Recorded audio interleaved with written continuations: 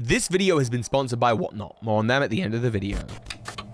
Recently, we took a look at the paradoxical Walking Wake and the potential for Raikou and Entei to get the same treatment, and the origins of the legendary beasts as a whole. But what about the legendary birds of the Kanto region? If they even are from the Kanto region. Because unlike the beasts, the Regis, the Lake Guardians of other regions whose origin stories are explained and homes decided, the birds of Kanto seem disconnected to their home. They don't really have a trio master in the same way the beasts do to Ho-Oh. You of course could argue Lugia, but that seems to be almost anime exclusive with only brief references in the game. I'll get to those shortly. Not only that, but as we go through the generations, it seems that the legendary bird's home may be in the Pokemon European continent, somewhere around Kalos or Paldea, and in fact, not anything to do with Kanto after all. Of course, they first appeared in Kanto. In Fire Red and Leaf Green, Moltres moved down to the Sevi Islands, which is sort of the video game version of the Orange Islands. This of course connects in with the potential Johto connection with Lugia, as seen in the movie 2000.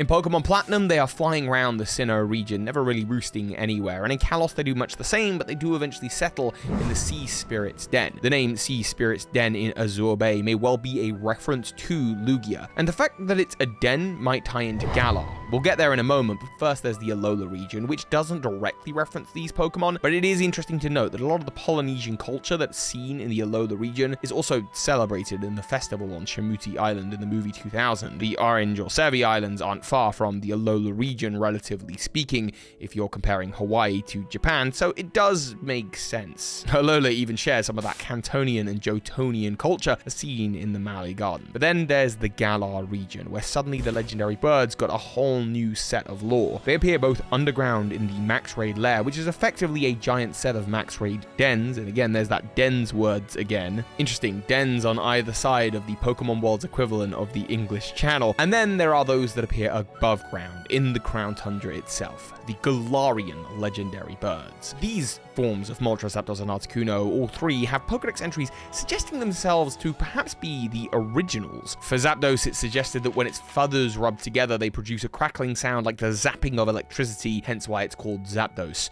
Known as Articuno, this Pokemon fires beams that immobilize and freeze opponents. That's where it gets the name Arctic Uno or Arctic One. And then of course there's Moltres, that has a sinister aura that blazes around it like molten fire, suggesting where it got the name Moltres. Perhaps these three versions of the legendary birds, as well as the theming of the Crown Tundra being a sort of land that time forgot with lots of fossil Pokemon living around in it, suggest that they are older variants of the Pokemon. The shiny variants of the Galarian legendary birds resemble the modern day variants in coloration. Perhaps this coloration used to be a lot more common. Keep that in mind for now. But it seems to me if we want to learn the origins of the legendary birds, and I say this as a bird keeper, we want to be looking at the Galarian forms. Even though to call them Galarian may too be a mistake. For in Galar Legend, there is not much talk of these three Pokemon. We do see on the mural for the Darkest Day, three birds flying in the sky above the heroes of legend, but they're all flying, and Galarian Zapdos doesn't fly like the others. Perhaps the flying variants became more common in Galar over time, which is how these Pokemon got named the Galarian variants, but ultimately they're from somewhere else, because the Pokemon website confirms that these three Pokemon don't actually live in the Galar region. They instead migrate to visit the Power Spot tree.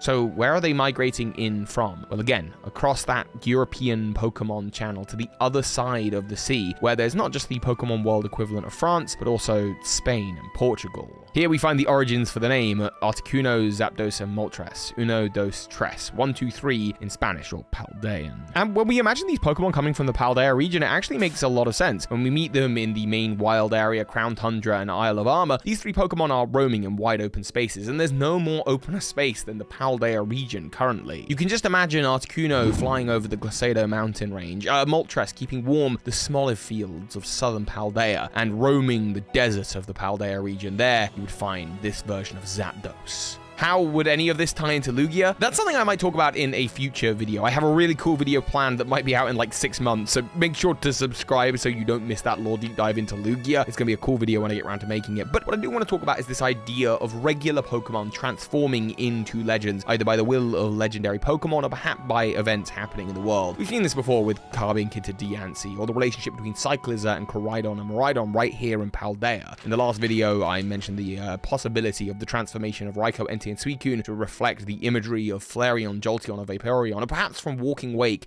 itself. Again, click that video, link in the description. And the Paldea region is full of potential birds that might have transformed into these legends. Squawkabilly, no. Bombardier, no. Kilowattrel does seem like a mini Zapdos, but again, I want to look at those original Galarian, or as I'm going to call them, Paldean variants. And sure enough, in the Aceto Desert, not capable to run quite as fast, is the vicious and ferocious Espathra. It's described as surprisingly vicious, matching Zapdos' temperament, and it has abilities, psychic powers that make this Pokemon so important it's on the champion team. Articuno is based on the various birds of paradise, and in the Paldea region, the birds from Alola appear, the various forms of Oricorio. And when you look to the Sensu style, you could totally see a relationship from that to Articuno. This form of Oricorio, according to the Pokedex, has sipped purple nectar, and it uses ethereal dance steps to call forth the spirits of the dead. It's a rare sight in Paldea. And this idea of calling forth spirits and Pokemon reincarnating matches the idea of the legendary beasts in Johto. But there's one Pokemon that hits this nail on the head perfectly in the Paldea region, and that is the Pokemon that will become Moltres. Moltres, of course, is inspired by the Phoenix, a creature able to resurrect itself after death. It shares this quality again with the legendary beasts of Johto and perhaps with Ho-Oh itself. And while both the ghost form of Oricorio and Espathra have connections to supernatural powers that might give new life after death, there is one Pokemon that is able to do this clearly, and that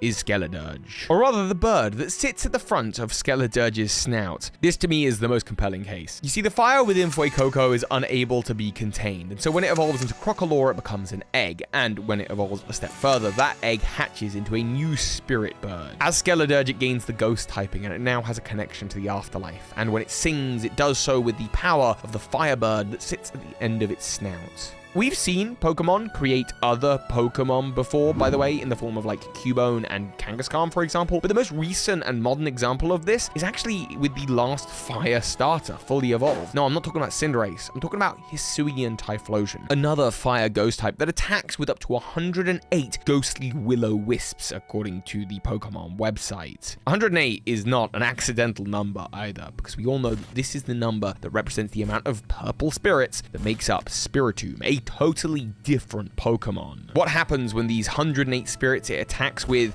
get lost and get separated from the original Typhlosion? The same question applies here with Skeledirge and its Firebird. What happens to that Firebird when the Pokemon attacks and there's no Pokemon for it to return to, perhaps because the Pokemon has fainted or been withdrawn into a Pokeball? What happens when this Fire Spirit with its own soul goes rogue? The Pokedex entry for Skeledirge makes it a little clearer. Rumor has it that this bird was born when the Fireball on Skeledirge's head gained a soul, suggesting it's its own Pokemon. It's interesting because Skeledirge knows the move Torch Song, which it would use to attack with this Pokemon. But it seems odd to me that this fire ghost type singing Pokemon doesn't learn the move Perish Song. Perhaps because to do so would mean that the soul of the bird would be set free and reborn into the legendary Phoenix Pokemon, Moltres. Perhaps that's where the original Galarian or Paldean Moltres came from, and in its shiny form, it looks just like it. Perhaps this is where eventually all Moltres and Zapdos and Articuno would evolve and separate out from, becoming regional variants. But these three originals all came from various birds that appear in the Paldea region, which is where they get their name from. Moltres, Zapdos, and Articuno.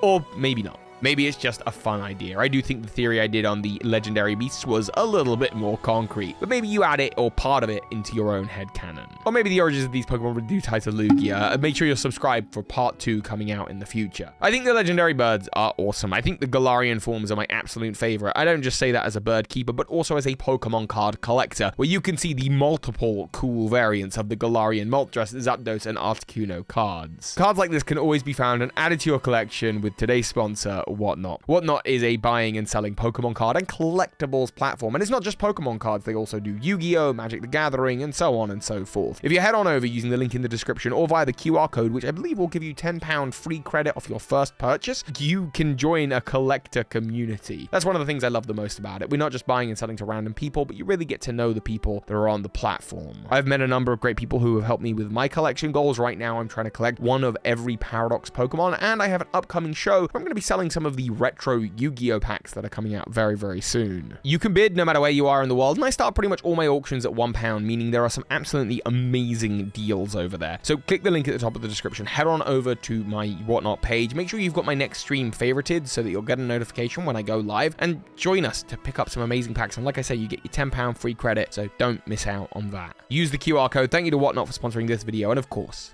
soar high, Pokemon Masters. Hello there, it's me, Professor Oak. This video's over, so please choose another one wisely and quickly. Bye-bye. Just the biggest thank you to those of you who are supporting this channel on Patreon, and a special thank you to the big patrons of the month, Jedruben, Charmander Ansible, Anthony Lee, The Elgator, and Michael Hornschuch. Thank you so much.